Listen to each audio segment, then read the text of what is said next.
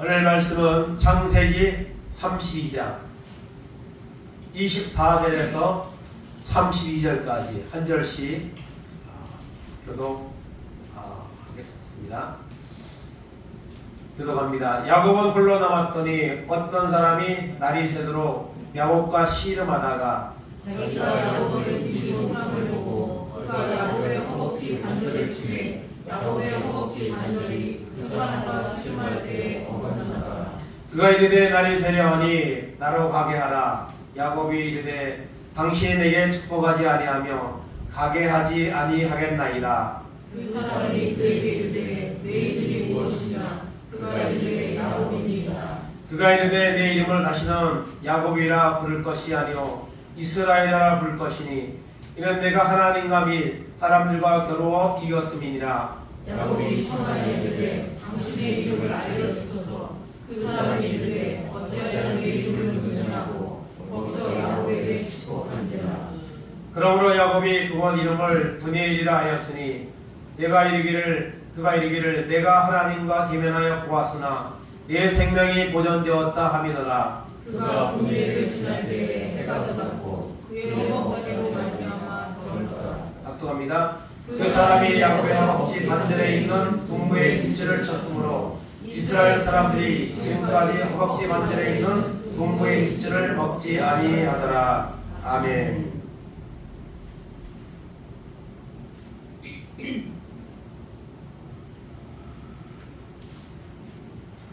오늘 말씀의 제목은 신자가 되는 전환점이라는 제목으로 말씀을 나누려 합니다. 신자가 누굽니까? 신자. 하나님을 믿는 사람, 신을 믿는 사람이 신자입니다.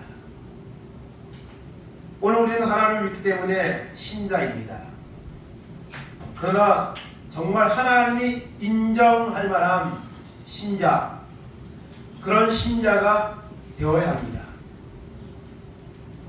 오늘 이 시대의 교회와 또 교회 종들이나 교회 다니는 사람들은 사회로부터 믿지 않는 사람들로부터 존경과 인정을 받는 부분보다 오히려 좋지 않게 보는 비호감의 대상으로 여겨지는 이런 우리 시대에 우리가 살고 있습니다. 이 말은 하나님을 믿는 사람들이 정말 하나님 믿는 사람답게 신자답게 정말 거듭난 신자답게 살아가지 못하는 부분들이 있기 때문에 이런 현상이 있다고 우리가 부인하지 않을 수가 없을 겁니다. 그래서 우리가 신자가 되었지만 정말 하나님이 인정받을 만한 정말 온전히 변화된 신자로서 성도로서 내가 살고 있는가 우리 자신을 돌아보는 그런 은혜가 시간이 되기를 간절히 바랍니다. 그 시간 잘못 찾았는데요. 통진대학교 신학대학원 합동 측 목사님들이 이제 공부하는 신학대학원입니다. 용인 양지에 가면 있는데요. 얼마 전에 모처럼 한번 방문을 했는데 원래 뭐 산속에 있기는 하지만은 주변에 그 심어져 있던 나무들도 엄청 자라가지고 완전 밀림같이 학교가 그렇게 녹음 속에 학교가 이렇게 있는 것을 보고 왔는데요. 그 신학교 다닐 정신신대원 다닐 때 그 학교 교원이 있습니다. 교원이 있는데 5가지가 이렇게 있습니다. 첫째는 신자가 되라, 두 번째는 학자가 되라, 세 번째는 성자가 되라, 네 번째는 전도자가 되라, 마지막에 목회자가 되라 이렇게 되어 있습니다. 정말 진정한 목회자가 되기 위해서는 먼저 신자가 되어야 된다는 것이죠. 물론 뭐 신학까지 할 정도면 뭐 하나님의 은혜 받은 체험도 있을 거고 그래서 뭐 신학까지 갔겠지만 그래도 어떤 본질에 충실하는 그런 의미에서 이렇게 5가지 교훈이 만들지 않았나 이런 생각을 하게 됩니다. 또 우스갯소리로 신학교 1학년 들어오면 목사고, 2학년 되면 전도사, 3학년 되면은 집사, 4학년 되면 평신도, 이렇게 거꾸로 돼가지고 졸업을 한다. 이제 그런 표현도 있습니다. 그래서 우리가 여러분 정말 신자가 되어야 되는데요. 여기서 한 가지 더 붙인다면, 저는 1번 전에다가 사람이 되라, 이런 말도 한번 붙여드릴 것 같아요. 사람인데 무슨 사람이 되라 그러냐? 여러분 요즘 사람인데 사람 같지 않게 사는 사람들이 얼마나 많습니까? 그래서 쓰는 표현이 있죠. 짐승만도 못하다. 그런 사람들이 오늘 세상에는 너무 많습니다. 우리도 그렇게 되지 말라는 법이 없습니다. 그래서 어쨌든 우리가 신자가 되라. 이것은 정말 하나님을 믿으면 은혜 받고 거듭난 이런 사람이 되라는 것이지요. 그래서 사람들은요, 제 종들도 그렇고 교회 다니는 성도들 중에도 그렇고 어떤 그런 전환점을 이렇게 특히 간증 집회 같은 거 할 때에 그런 이야기를 많이 합니다. 나는 몇 년 무슨 사건 때에 그때서야 주님을 만났다. 그때까지는 교회만 그냥 왔다 갔다 했지 정말 은혜 받은 하나님의 사람으로 살지 못했는데 어느 날 어떤 집회에서 어떤 말씀을 통해 내가 큰 은혜를 받아가지고 정말 거듭난 자가 되었고 이제는 정말 하나님의 믿는 사람답게 사는 그런 전환점이 있었다는 것을 말하는 경우가 있습니다. 그런 전환점이 오늘 우리에게 필요한 것이죠. 그런 전환점이 있었던 간증의 각오가 있는 분도 있을 거고, 그렇지만 그런 전환점이 있었다고 해서 그것이 계속 또 유지되는 것은 아닙니다. 또 시간이 지나다 보면 그것이 변질이 되고 오히려 또 하나님을 떠나기도 하고 이런 것이 끊임없이 반복되는 이런 모습을 사람들이 가지고 살아갑니다. 이게 사람이 변한다는 것은요 정말 어려운 일입니다. 정말 변하지 않습니다.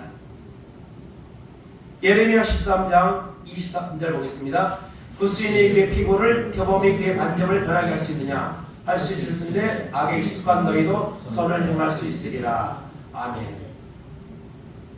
여러분 구스인은요 말하자면 흑인입니다. 근데 그 피부를 갖다가 바꿀 수 있을까요? 애견처럼? 표범이 반점이 있는데 그것을 갖다가 없앨 수 있을까요? 불가능한 일입니다.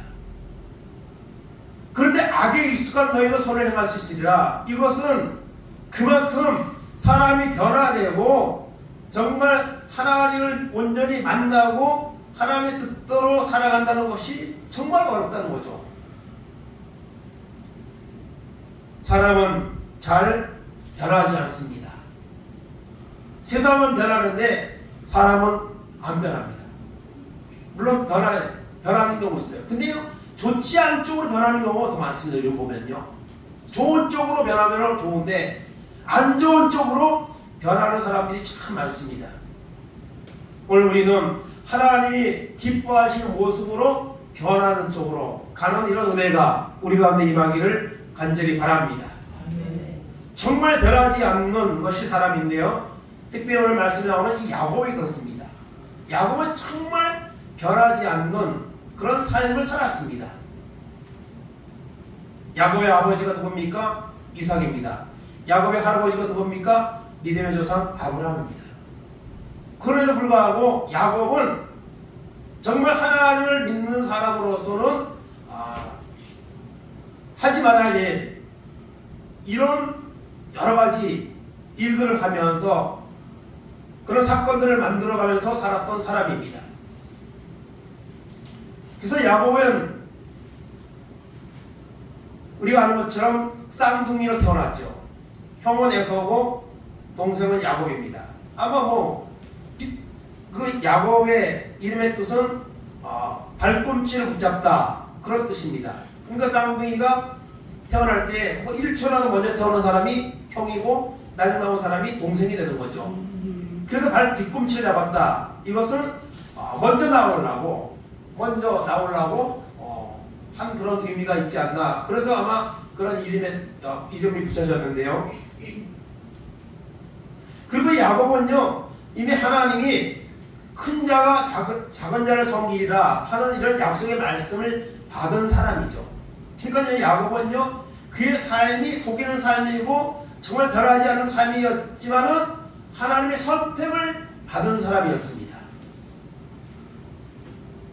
그래서 야곱은 그렇게까지 정말 속이거나 이런 삶을 살지 않아도 하나님의 선택을 받았고 하나님의 복을 받을 수 있는 그런 모습으로 태어난 겁니다. 그럼에도 불구하고 야곱이 그렇게 험난하고 그렇게 고생스러운 인생을 산 것은 야곱이 자신을 택하시고 부르신 하나님을 바라보지 않고 자기 어떤 인간의 생각이나 목적을 가지고 살았기 때문에 그런 험난한 삶을 사는 겁니다. 그래서 야곱이 나중에 요셉이 총리가 되고 이제 그 애굽으로 초대를 받아 온 가족이요. 그때 바로 앞에 섰을 때 바로가 내 나이가 몇이라고 물었습니다. 그때 바로 앞에서 야곱이 뭐라고 말합니까? 내 나이가 130살입니다. 우리 조상들의 그 살아온 그런 연수에 비할 수는 없지만 내가 험악한 세월을 보내온다이다. 험악한 인생을 내가 살았다는 그런 표현을 쓰는 것을 보게 됩니다. 그러면 야곱은 이렇게 험악한 인생, 정말 이런 인생을 여러 번 살았을까요? 바로 그것은 하나님을 의지하는 것보다, 하나님을 선택받은 자의 삶보다 자기의 인간적인 욕심이나 생각을 따라 살았기 때문에 그런 어려운 힘든 삶을 살았다는 것이죠. 창세기 25장 31절 34절까지 보겠습니다. 야곱이 이르되 형의 장자의 명분을 오늘 내가 팔라. 에서가 이르되 내가 죽게 되었으니 이 장자의 명분이 내게 무엇이 유익하리요. 야곱이 이르되 오늘 내게 맹세하라. 에서가 맹세하고 장자의 명분을 야곱에게 판지라. 야곱이 떡과 팥죽을 에서에게 주매 에서가 먹으며 마시고 일어나 갔으니 에서가 장자의 명분을 가볍게 여김이었더라. 아멘. 에서는 좀 남자다운 성격을 가져서 사냥하는 것을 좋아하고 그런 외향적인 성격을 가졌고, 이 야곱은 좀 내성적인, 그래서 주로 집안에서 어쩌면 살림도 하는 것도 좋아하고 그런 이제 삶을, 형제가 쌍둥이 형제지만 완전히 상반된 성격을 가진 그런 삶을 살았습니다. 그러나 야곱은 자기가 동생으로 태어났는데 그 형의, 사실 장자가 누리는 특권이 많이 있거든요. 장자가 재산상속도 그렇고 여러 가지 면에서, 그래서 그 장자의 명분을, 그것을 얻고 싶었던 거죠. 그래서 야곱이 어느 날 이제 집에서 팥죽을 쓰고 있습니다. 그런데 에서가 사냥을 갔다가 돌아왔는데 너무 배가 고픈 거예요. 그래가지고 그 팥죽을 좀 달아, 내가 먹겠다. 그럴 때에 야곱이 뭐라고 말하죠? 형의 그 명분을 나에게 주면 내가 이 팥죽을 주겠다. 그렇게 제안을 합니다. 그러니까 에서가 그 말을 듣고 그냥 가볍게 생각한 거예요. 그냥 그래, 네가 형하고 내가 동생하면 되지 뭐. 그러니까 팥죽을 줘라 하고 그렇게 했습니다. 근데 사실 이것이 말로 돈을 주고 파고 살 수 있는 것은 아니죠. 그러나 야곱은 장자의 어떤 명분을 소중하게 여긴 것이고 에서는 그것을 대수롭지 않게 가볍게 여긴 겁니다.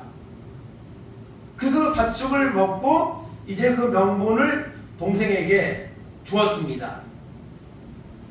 그래서 야곱은 이렇게 형을 속이고 그것을 인간적인 방법을 통해서, 수술을 통해서 장자의 명분을 이렇게 빼앗는 이런 일을 했습니다. 그리고 창세기 27장 17절 19절 보겠습니다. 자기가 만든 발미와 떡을 자기 아들 야곱의 손에 주니 야곱이 아버지에게 나아가서 내 아버지여 하고 부르니 이르되 내가 여기 있노라. 내 아들아 내가 누구냐. 야곱이 아버지에게 대답하되 나는 아버지의 맏아들 에서로소이다. 아버지께서 내게 명하신 대로 내가 사냥하였사오니 원하건대 일어나 앉아서 내게 사냥한 고기를 잡수시고 아버지의 마음껏 내게 축복하소서. 아멘. 이것이 또 다른 야곱의 그 성격을 그 삶을 보여주는 사건인데요. 이삭이 나이가 들어서 이제 세상을 떠날 시간이 가까웠음을 알고 마지막으로 이제 자녀들을 축복하려고 특별히 장자 에서를 축복하려고 불렀습니다. 그리고 너는 가서 사냥을 해서 맛있는 별들을 만들어 가지고 와서 나로 먹게 하라. 그러면 내가 그걸 먹고 너에게 하나님의 축복을 내가 기도를 해주겠다고 이렇게 제안을 했습니다. 근데 그것을 부엌에 있던 그 어머니가 그 리브가가 그 소리를 들었습니다. 그래가지고 야곱을 빨리 불러가지고 야, 너 빨리 가서 양 한 마리 잡아가지고 가지고 와라. 내가 요리를 맛있게 해줄 테니까 너가 가지고 아버지한테 가서 축복기도 받아라. 그래서 아버지는 에서 편이고 어쩌면은 어머니 리브가는 야곱을 같은 가족이지만 그렇게 이제 편애하는 그런 성향을 가지고 있었던 거죠. 그랬더니 야곱이 말합니다. 형하고 나는 완전히 다른데 형에서는 손에 털도 많이 나 있고 또 목소리도 다르고 그러면은 아버지가 그 속인 거 알면 오히려 저주할 수도 있는데 그걸 어떻게 할 수 있느냐고 했더니 걱정하지 말고 빨리 가서 양을 잡아와라. 그래가지고 별미를 만들어서 이제 그 야곱이 아버지에게 갑니다.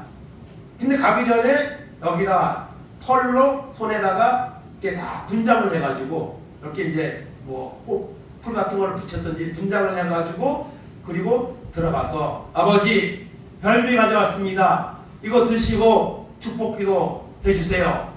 그랬더니 아버지가 눈이 잘 안 보였거든요. 이삭이요.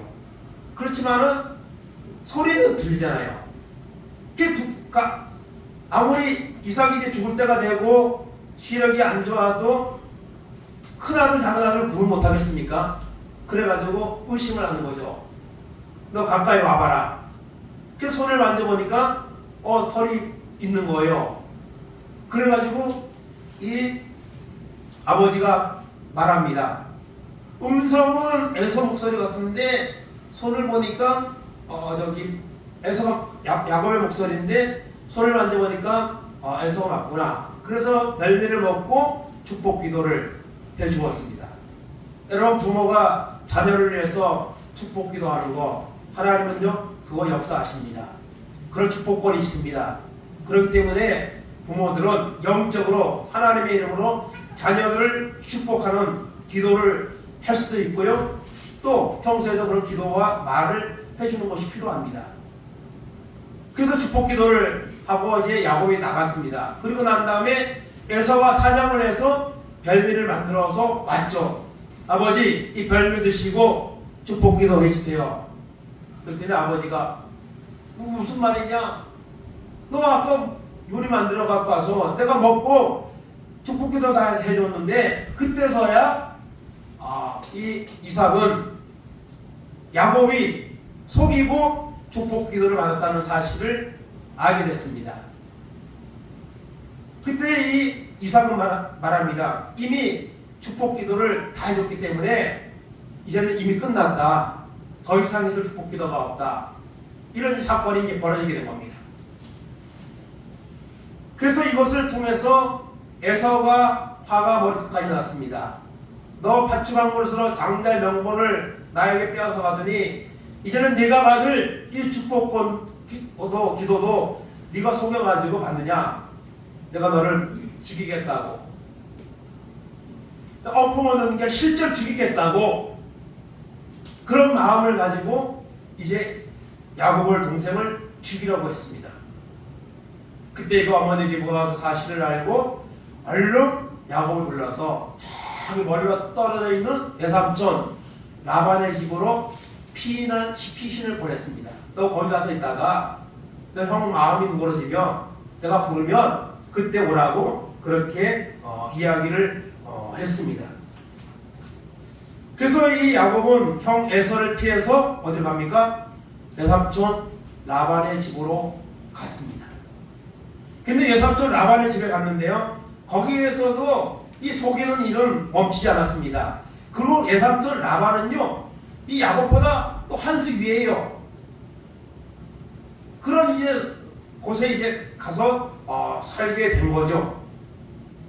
그래서 외삼촌 라반은 이 야곱을 갖다가 이제 집에 일하는 이제 그런 일꾼 같이 여기며 이제 그 집에서 이제 같이 살게 됩니다.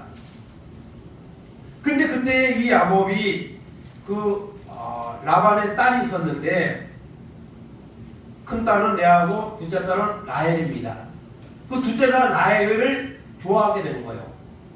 사실 뭐 요즘은 여러분 이 근친상간 이렇게 뭐 가까운 사람 친척끼리는 결혼을 법적으로 못하는 그런 부분도 있고 또 대부분 하지 않죠. 그러나 이 당시에는 그냥 이렇게 친척끼리도 원친척끼리도 결혼을 하는 그런 환경, 그런 시대였습니다. 그래서 라헬을 좋아하게 되어서 라헬과 결혼하겠다고 말을 합니다. 그러니까 라반이 그럼 다른 사람에게 주는 것보다 이 야곱에게 주는 것이 낫다고 여기며 제안을 합니다. 7년 동안을 열심히 일을 하면 내가 라헬을 주겠다고 그렇게 야곱에게 그렇게 제안을 합니다. 창세기 19장 18절 19절 25절입니다. 야곱이 라헬을 사랑함으로 대답하되 내가 내 삼촌의 작은 딸 라헬을 위하여 내 삼촌에게 7년을 섬기리이다. 라반이 이르되 그를 내게 주는 것이 타인에게 주는 보다 나으니 나와 함께 있으라. 야곱이 아침에 보니 레아와 라반에게 이르되 내 삼촌이 어찌해 이같이 행하셨나이까? 내가 라헬을 위하여 내 삼촌을 섬기지 아니하였나이까? 내 삼촌이 나를 속이심은 어찌 됨이니까? 아멘. 그래서 야곱은 이제 7년 동안을 일을 했습니다. 라헬과 결혼하기 위해서. 근데 성경에 보니까요, 라헬을 너무 사랑하기 때문에 7년을 수일같이 여겼다 그랬습니다. 그러니까 이 라헬과 결혼하는 것을 그것들을 마음이 설레고 그래가지고 하루하루가 너무너무 또 길게 느껴질 수도 있지만 빨리 지나가는 거예요. 그 라헬과 결혼할 것을 생각하면서. 그 7년이 되었습니다. 그걸 라헬과 이제 야곱이 결혼을 하게 해줘야 되는데 이 야곱전 라반이 속인 거예요. 이게 그 당시에는 결혼이 이제 예식이 좀 지금하고 다릅니다. 이렇게 밤에 이제 신랑이 가면 밤에 신부가 거기서 이부자리에 이렇게 들어가면 동침을 하면 이제 전날 밤을 보내면서 부부가 되는 또 그런 이제 결혼 제도의 풍습이 있는 거죠. 그런데 이 첫날 밤을 지나고 나서 아침에 야곱이 보니까 라헬이 아니고 레아예요. 레아. 큰 딸을 들여보낸 거예요. 그러니까 그것을 구분하지 못하고 밤이니까 이제 야곱이 그래서 그 레아하고 결혼을 하게 된 거죠. 그래서 이 야곱이 따지는 거죠. 아니 내가 라헬을 위해서 7년 동안 일하기로 하고 라헬을 저하고 결혼하기로 약속을 해주셨고 이걸 왜 속읍니까? 그랬더니 삼촌 라반이 말합니다. 작은 딸을 먼저 보내는 것이 이것이 법도가 아니다. 그래서 큰 딸을 먼저 준 거다. 라헬을 얻기 원한다면 7년을 또 일해라. 또 그렇게 말을 하는 거예요. 그래가지고 야곱이 7년 동안 또 일을 합니다. 그리고 나서 라헬을 아내로 얻습니다. 그리고 레아와 라헬이 그 몸종이 있습니다. 그 몸종들도 이제 아내로 같이 이렇게 받는 거예요. 그 당시 이제 그 풍습이 그렇습니다. 허용이 되는 그런 이제 절차입니다. 그 부인이 이제 4명이 됐죠. 그리고 거기에서 12명의 아들이 태어나고 1명의 딸이 태어나죠. 그 12명이 12지파가 되죠. 이스라엘에. 그래가지고 이렇게 야곱은 탁을 속이는 삶, 어떤 장계를 내렸는데 이 예삼촌 라반은 한수가 위인 거예요. 그래가지고 거기서 그렇게 일을 하면서 이제 세월이 지나갑니다. 그러니까 가만히 당하고 있을 야곱이 아니죠.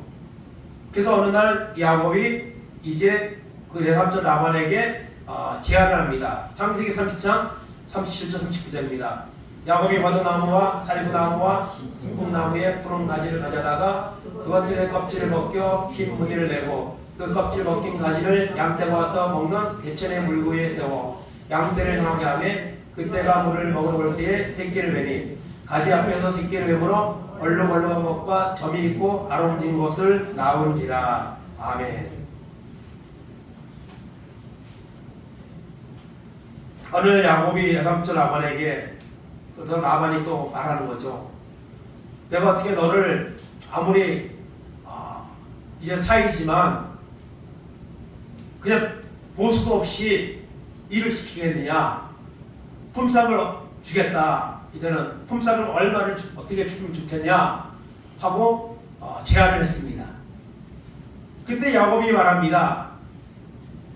이에 양이나 염소나 이런 것들이 새끼를 낳을 때에 이 점이 있는 것, 얼룩얼룩한 이런 점이 있는 것, 그런 것이 나면 그것을 내가 갖겠습니다.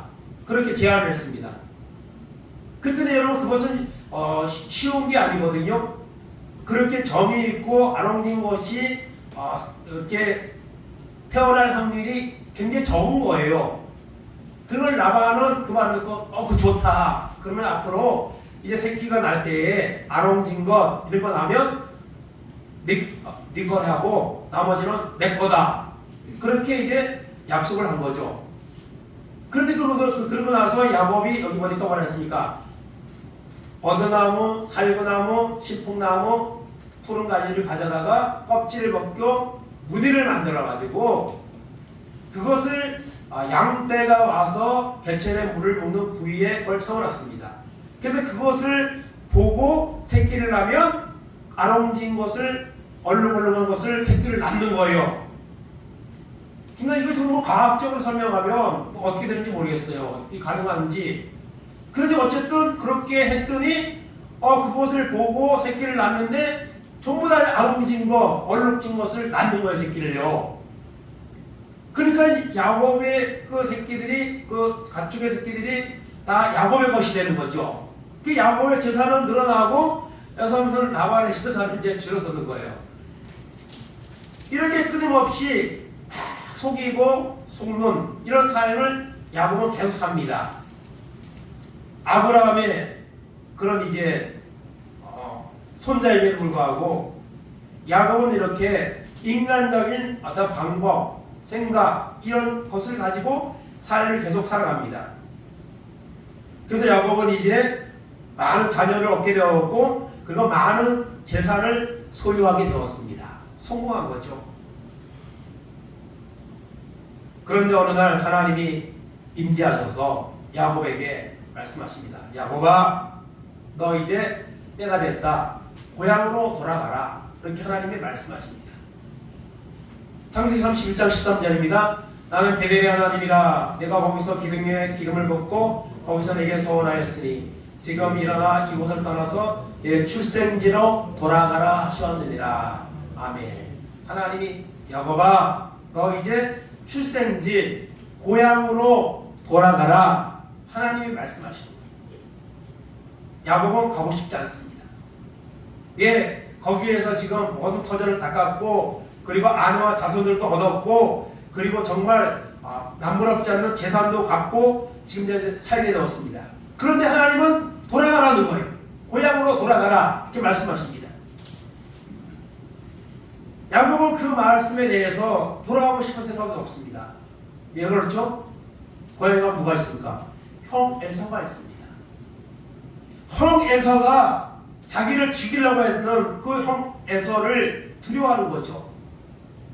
그래서 가지 않으려고 했습니다. 그렇지만 하나님이 말씀하시는데 어떻게 하면 또 안 가겠습니까? 그래서 야곱은 아내와 자손들 그리고 자신이 가지고 있는 재산을 가지고 어디로 갑니까? 고향으로 이제 돌아가는 이제 여정을 시작을 합니다.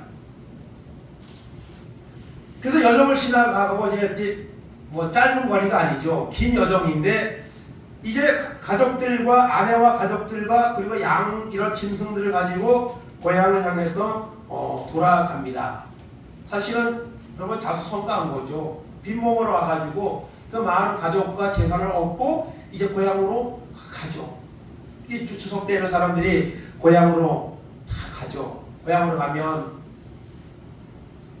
사회에 나와서 성공한 사람들은 그냥 뭐 자랑스러운 마음으로 가고 또 그렇지 못한 분들은 또 이렇게 가고 싶지 않기도 하고 뭐 이런 상황이 있을 수가 있는데 야곱은 빈몸으로 와가지고 정말 많은 것들을 지금 얻고 누리고 그리고 돌아가는 이런 상황이지만 형 에서와의 그 문제 때문에 사실 마음에 꺼리낌이 있는 거예요. 가고 싶지 않은 거예요. 마음이 두려운 겁니다. 창세기 32장 3절 4절 보겠습니다.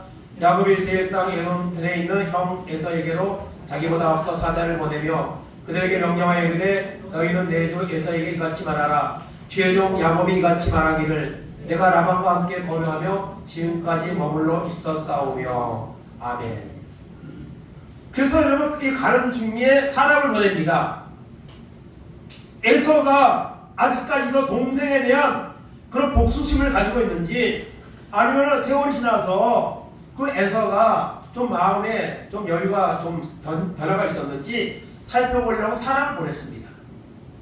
사람을 보냈는데 400명의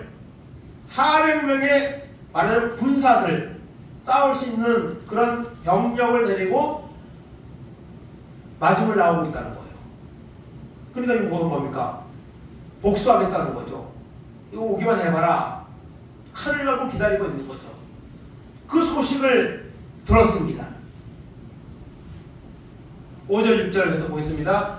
내게 소와 나귀와 양떼와 노비가 있으므로 사람을 보내어 내 주께 알리고 내 주께 은혜 받기를 원하나이다 하라 하였더니 사자들이 야곱에게 돌아와 이르되 우리가 주인의 형 에서에게 이른즉 그가 400명을 거느리고 주인을 만나려고 오더이다. 아멘. 사실적으로 사람을 보낼 때요 이 재산을 같이 보냈어요. 그래가지고 좀 이런 어떤 물질 공세죠. 물질을 더불어서 보내면서 동생 에서가 지금 오고 있습니다. 야곱이 오고 있습니다. 그리고 이 재물은 이 소와 양떼와 나귀와 소 이것들은 동생 야곱이 형님에게 보내는 선물입니다. 그러면서 이제 그 에서의 마음을 살피러 가는 거예요. 그리고 이런 물질을 통해서 에서의 마음을 좀 누그러뜨리려고 한 거예요. 그런데 여러분 에서는 요동하지 않습니다. 400명을 데리고 야곱을 동생을 맞으려고 오고 있습니다. 복수하려고 온다는 거죠.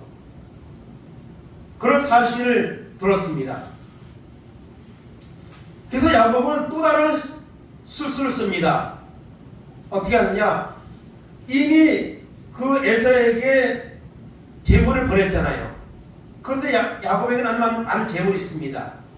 그 재물하고 그리고 가족들을 갖다가 팀을 나눈 거예요.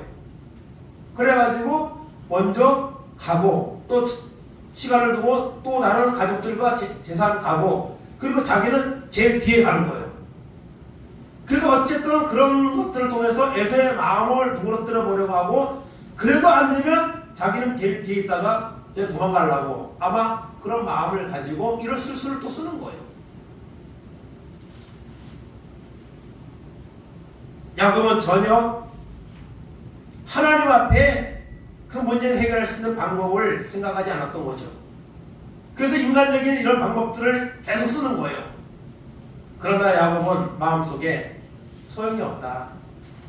이 모든 내가 이런 술수를 쓰고 이런 속임수를 써도 하나님이 도와주지 않는다면 나는 이 문제를 해결할 수 없다 하는 이런 마음을 야곱이 갖게 됩니다. 물론 그런 마음 하나님 주셨겠죠.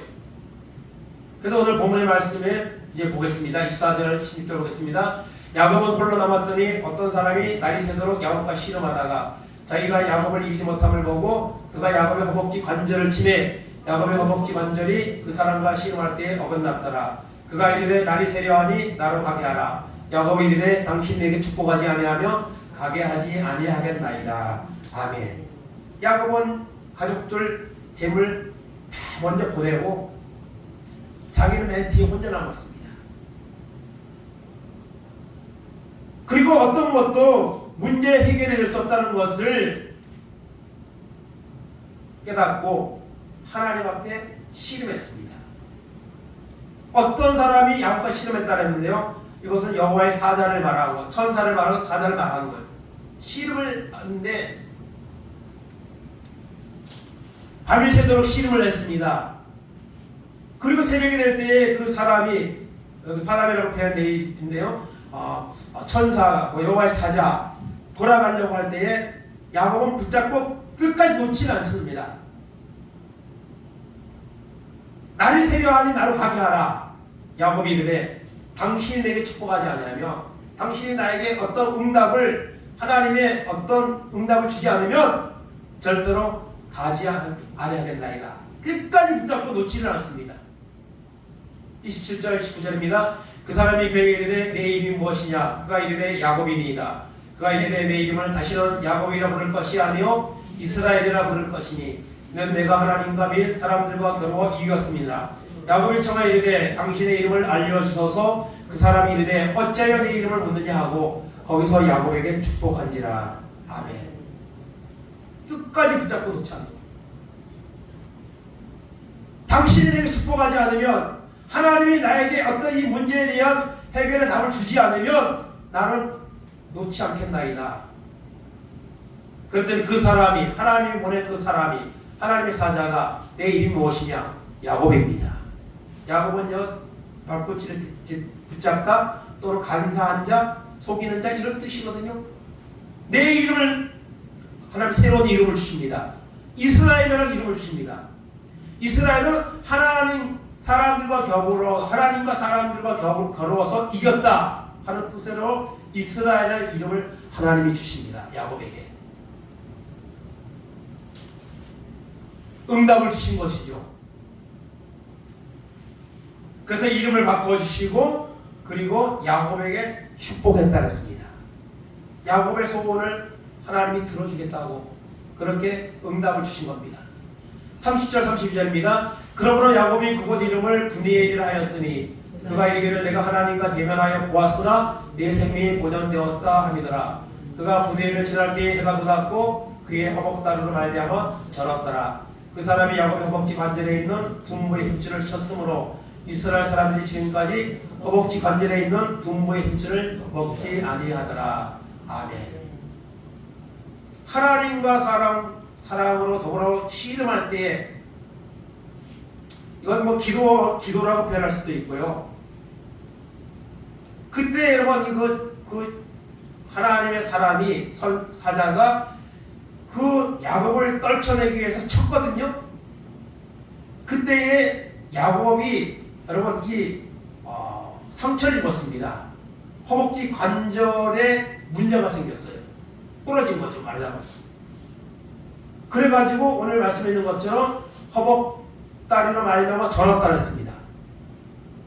아마 이때부터 야곱은 죽을 때까지 이렇게 쩔뚝쩔뚝하면서 살아가는 육체적으로는 그런 모습이 지속되었을지도 모릅니다. 물론 뭐 치유될 수도 있었을 것이고요. 이렇게 끝까지 야곱은 하나님의 응답을 바라며 약복 강가에서 하나님과의 그런 어떤 씨름을 인생의 신앙의 전환점이 될 수 있는 그런 이제 장소로서 그 약복 강가에서 일이 이루어진 것이죠. 그래서 이 이후에 야곱의 삶은 바뀌었습니다. 이제는 더 이상 속이는 자가 아니고 이제는 하나님을 의지하고 믿음으로 살아가는 어쩌면 진정한 신자가 되는 그런 전환점이 되었습니다. 그리고 나서 야곱은 형을 만나러 갑니다. 걔 뒤에 갔는데 이제는 가족들 다 뒤로 하고 자기가 맨 앞장서 나가서 형 에서를 만나러 갑니다. 33장 1절 4절입니다. 야곱이 눈을 들어보니 에서가 400명의 장령을 거느리고 오고 있는지라 그의 자식들을 나눠 레아와 라헬과 두 여종에게 맡기고 여종들과 그들의 자식들은 앞에 두고 레아와 그의 자식들은 다음에 두고 라헬과 요셉은 뒤에 두고 자기는 그들 앞에서 나아가되 몸을 7번 땅에 눕히며 그의 형 에서에게 가까이 가니 에서가 달려와서 그를 맞이하여 안고 목을 어글 맞추어 그와 입 맞추어 서로 우니라. 아멘. 야곱 강가에서 응답받은 뒤에 야곱은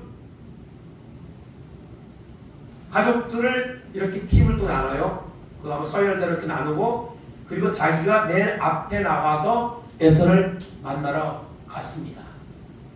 그리고 에서에게 7번 몸을 굽히며 정중하게 형에게 몇 초 사이에 했지만 형은 형이잖아요. 형님같이 이렇게 대답을 하면서 예의를 다 갖춰서 인사를 합니다. 그때 에서가 달려와서 야곱을 맞이해서 안고 목을 어글 맞추고 입 맞추고 서로 울었다 그랬습니다. 쌍둥이 형제잖아요. 형제. 사실은 에서가 400명을 이끌고 나의 무엇은 나를 속이고 나의 축복권을 가르친 그 동생 그 야곱을 죽이려는 마음을 가지고 수십 년 동안 이렇게 살았지만 그런 마음을 가지고 사실은 왔지만은 야곱의 마음이 에서의 마음이 바뀐 겁니다. 그 야곱의 마음, 에서의 마음이 왜 바뀐 겁니까? 하나님이 바꾸신 거죠. 하나님의 야곱의 그 기도를 나를 축복하지 않으면 나를 만나주지 않으면 내가 절대 놓을 수 없나이다 하는 그런 결단의 응답을 주셨고 축복하셨잖아요. 그래서 에서의 마음을 하나님이 녹여놓으신 겁니다. 그래서 에서의 마음속에 있던 그런 복수의 감정은 다 없어지고 그 동생 정말 쌍둥이 동생을 기쁘게 맞이하고 서로 엉엉 우는 이런 기쁨의 재해가 이루어지게 된 겁니다. 그리고 난 다음에 이 야곱이 에서가 묻습니다. 여기 있는 이 사람들은 다 누구냐 했더니 하나님이 저에게 주신 아내입니다. 자녀들입니다. 하고 인사를 하고 이제 그러면서 이 야곱이 형님 제가 이 재산이 이렇게 좀 많아졌는데 이 형님한테 좀 많이 드리겠습니다. 그랬더니 에서가 됐다고 나도 재산이 있다고 그러면서 나중에 만나자고 하고 거기서 이제 헤어지는 이런 이제 결과를 가져옵니다. 그래서 여러분 이 야곱은 그곳에서 야곱 강가에서 그렇게 오랫동안 험난한 삶을 살고 형을 속이고 외삼촌을 속이고 이런 반복되는 삶의 삶을 살았지만은 결국 야곱이 변화되는 것은 야곱 강가에서 하나님의 사랑과 더불어 씨름함으로 정말 하나님 앞에 자기의 어떤 은혜를 구하며 결단을 구하는 그 사건을 통하여서 야곱의 삶은 바꿔진 겁니다. 그날 이후부터 야곱은 더 이상 속이는 자가 아닙니다. 정말 겸손한 자가 되고 정말 하나님을 온전히 의지하는 믿음의 사람으로 변화되는 삶을 여러분 살다가 하나님 앞에 가는 이런 결과를 가져온 겁니다. 오늘도 우리가 하나님을 믿지만은 몇 년 믿은가 이거 중요한 것이고 직분도 중요한 것이 아닙니다. 우리가 정말 하나님을 만나고 하나님의 은혜를 받는 이런 전환점이 우리에게 필요하다는 것이죠. 그런 전환점을 우리는 날마다 구해야 됩니다. 이 야곱 강가의 하나님의 사랑과의 씨름 이와 같은 그런 마음이 필요합니다. 하나님 나를 만나 주옵소서. 하나님 나에게 은혜를 주옵소서. 정말 입으로만 쥐어지어하는 자가 되고 하나님의 뜻대로 온전히 행하는 믿음의 사람으로 하나님 나를 세워주옵소서. 그러기 위해서는 하나님의 은혜가 필요합니다. 하나님 나를 만나주시고 하나님 은혜를 주옵소서. 이렇게 결단하고 나가는 그런 여러분 전환점이 있어야 된다는 겁니다. 그냥 이대로 살겠습니다. 그것이 아니고 하나님의 은혜를 바라보며 살아가는 이런 전환점을 우리가 구하면서 살아갈 때에 하나님은 우리를 만나주시고 우리를 변화시켜 주시는 줄 믿습니다. 여러분, 제자들도 3년 동안 예수님 따라다녔지만 변하지 않았습니다.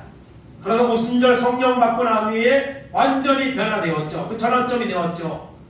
사울이라는 청년이 예수 믿는 사람들을 갖다가 잡아 죽이는데 앞장설 정도로 그런 사람이었지만 사도행전 9장 다메섹 도상에서 부활의 주님 만나는 것이 전환점이 되어서 이제는 예수를 죽는 날까지 전하다가 하나님께 가는 이런 전환점이 이루어졌습니다. 오늘 우리에게도 이런 전환점이 일어나기를 원합니다. 특별히 누가복음 19장 보면은 여러분 삭개오가 나오죠. 삭개오는 여러분 예수님을 전혀 믿지 않은 사람이었습니다. 정말 돈밖에 모르는 사람이었고 남을 속이고 자기의 재산만 누리는 그런 사람이었습니다. 그런데 예수님 만났죠. 거기서 나무 위에 올라가서 예수님 보고 예수님 오셔서 삭개오를 만나 주셨죠. 그 한 번의 사건을 통해서 삭개오는 완전히 변했습니다. 자기의 재산을 다 포기했습니다. 절반을 가난한 자들에게 남의 것을 토색한 것을 4배로 갚아주겠다 나이다 하고 선포할 때 오늘 구원이 이 집에 이르렀으니 이 사람도 아브라함의 자손이다던 그런 하나님의 예수님의 칭찬과 인정을 받게 되는 것을 보게 됩니다. 오늘 마지막 때에 정말 입으로만 주여 주여 하면서 마지못해 신앙생활 유지하고 있는 사람들이 점점 많아지고 있습니다. 이럴 때에 우리는 어떻게 해야 됩니까? 하나님을 찾아야 됩니다. 야곱 강가의 야곱과 같이 하나님, 정말 하나님의 은혜를 받기 원합니다. 구원의 확신을 얻기 원합니다. 성령의 임재를 체험하기 원합니다. 온전히 거듭난 자로 살기 원합니다. 이런 결단을 가지고 하나님 앞에 기도할 때 하나님의 말씀을 듣고 우리가 결단할 때에 하나님은 그 사람을 만나주실 겁니다. 그 사람을 축복하시고 변화시켜주시고 이제는 온전한 신자로서 하나님을 섬기는 사람으로 바꿔지는 이런 놀라운 역사가 일어나게 되는 줄로 믿습니다. 오늘 야곱과 같이 어쩌면 우리는 야곱보다 더 안 변하는 그런 모습을 가지고 살고 있는지도 모릅니다. 우리 자신 돌아보며 하나님 포기하지 않고 야곱처럼 인간의 어떤 방법과 생각도 하나님 거기에는 답이 없습니다. 하나님만이 나의 인생을 변화시킬 수 있고 하나님만이 나의 문제를 해결할 수 있고 하나님만이 나를 온전히 하나님의 사람으로 바꿀 수 있습니다.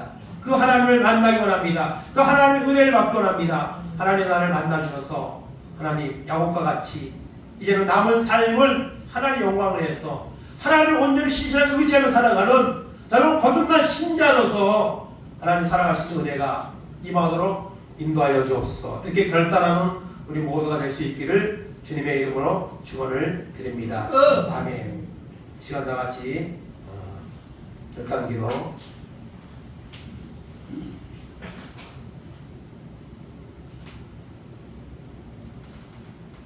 찬양하고 난 다음에 잠시 결단기도하고 마치겠습니다.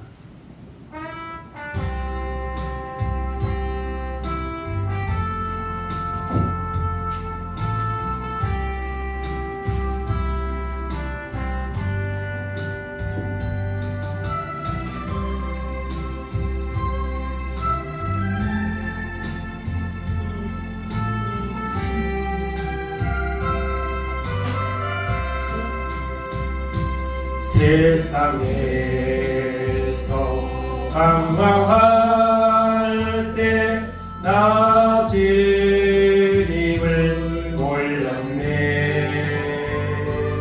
내 맘대로 고집하며 온갖 죄를 저질렀네. 예수여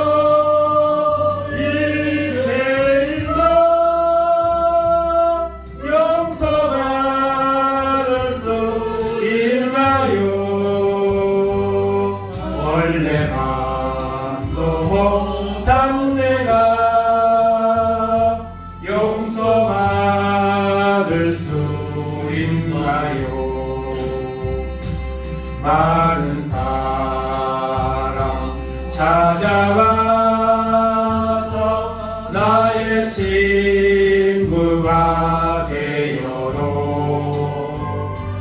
병든 몸과 상한 마음 위로받지 못했다오. 예수여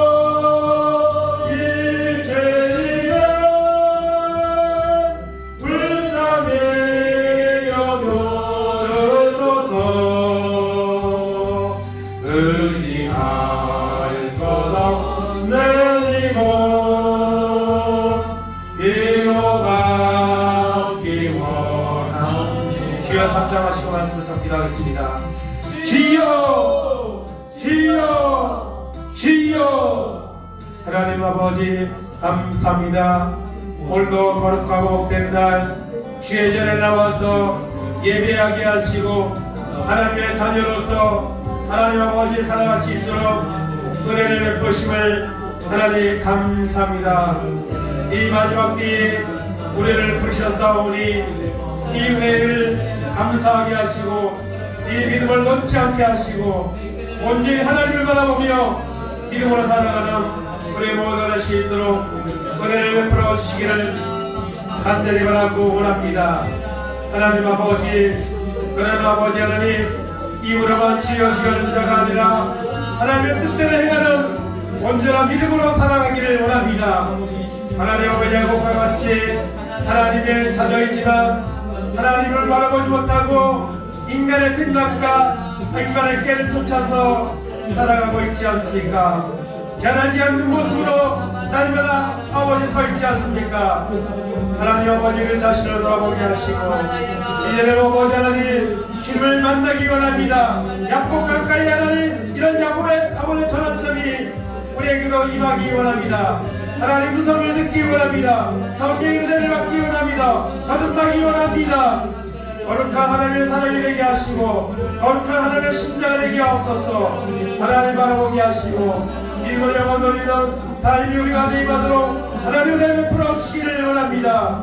아버지 우리의 남은 생은 아버지 야곱같이 하나님을 만나고 하나님의 응답을 받고 온전히 변화되는 사람으로 살아가는 우리의 남은 인생이 될 수 있도록 하나님 은혜를 풀어주시기를 아버지 원합니다. 아버지 하나님 이제는 아버지 하나님 우리가 아버지 앞에 나와서 예배하지만 우리의 아버지 생각과 마음이 정말 거룩하게 하시고 거듭나게 하시고 온전한 믿음으로 살아가는 이가 놀라운 은혜가 우리가 감내하도록 인도하여 주시기를 원합니다. 이 마지막 기회의 때에 온전히 믿음을 지키게 하시고 거룩하게 하시고 하나님의 자녀로 살아가는 놀라운 은혜가 우리가 감내하도록 인도하시고 잡아주셔서 오늘 주께 영광 돌리게 하시고 하나님 바라보는 귀한 결단의 은혜가 우리가 감내하도록 인도하셔서 오직 주님만 바라보는 영광 돌리는 귀한 은혜가 있도록 인도하시고 함께하여 주시옵소서. 이제 이 대통함을 예수께서 들으셨네. 못자국난 사랑에서 나를 어루만지셨네. 내 주여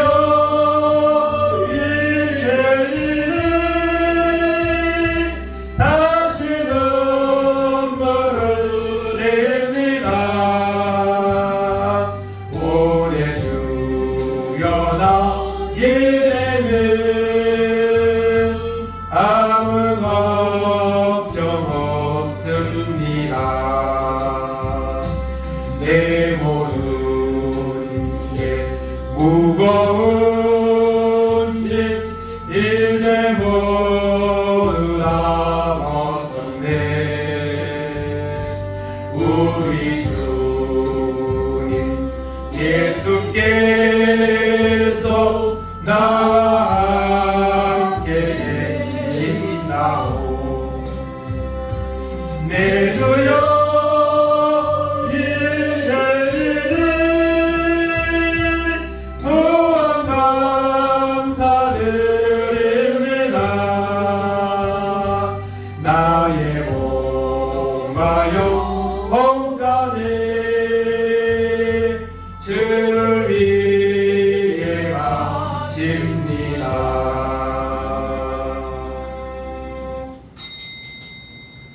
하나님 감사합니다.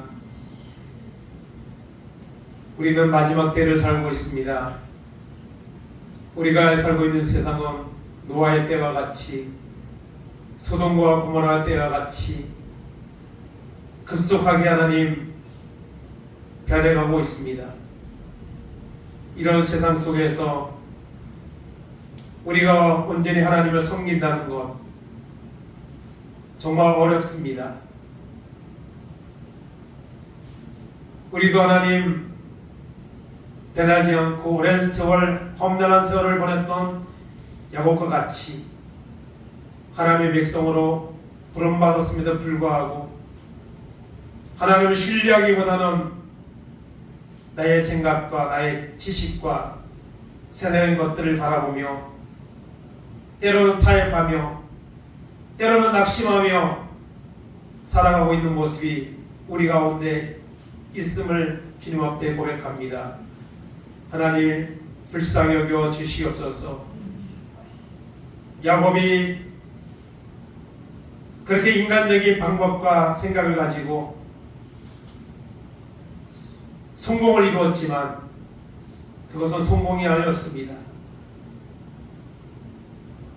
야곱이 약복강가에서 하나님께 사람과 더불어 씨름할 때에 하나님이 그 야곱의 중심을 받으셔서 하나님이 야곱에게 져 주셨습니다. 그리고 야곱을 축복하셨습니다. 그 이후에 야곱은 새 사람이 되었습니다. 진정한 하나님의 신자가 되었습니다. 이제는 하나님만 바라보며 남은 인생을 주님과 더불어 동행하는 삶을 하나님 살았습니다. 하나님, 우리가 오랫동안 예수를 믿었지만 변하지 않는 우리의 모습으로 인해 우리는 애통해하지 않았고 그대로 하루하루를 하나님 보내며 지금 살고 있었음을 주님 앞에 고백합니다. 하나님 약복강가에 하나님과 사람으로 더불어 실험했던 이런 신앙의 전환점이 우리에게도 임하기 원합니다. 오순절에 성령과 덮던 제자들과 같이 다메섹 도상에서 부활의 주님 만났던 사울처럼 주님의 은혜를 받기 원합니다. 주님의 음성을 듣기 원합니다. 구원의 확신을 받기 원합니다. 나를 위해 십자가 죽으시고 부활하신 주님을 확고하게 믿고 그 주님 앞에 영광을 돌리는 삶을 살아가는 사람으로 살아갈 수 있도록 하나님의 은혜를 베풀어 주시옵소서. 거룩한 신자가 되어서 입으로만 주여 주여 하는 자가 아니라 하나님의 뜻대로 행하는 믿음이 되어서 하나님께 영광을 돌리고 하나님의 응답과 역사를 체험하며 살아가는 우리 남은 인생이 될 수 있도록 하나님 인도하여 주옵소서. 감사드리며 예수님의 이름으로 기도하옵나이다. 아멘.